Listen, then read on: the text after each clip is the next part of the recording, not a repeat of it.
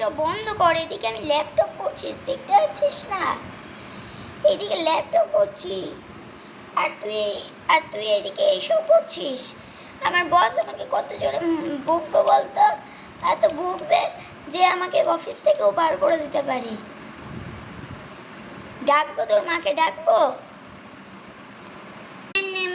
মনে বন্ধ করে দিয়েছি, মাকে আর দেখো না, তুমি অনেক জোরে চেঁচালে। মা চলে আসবে এখনই, ফোনটা তাতে পিছনে গুজে রাখতে হবে।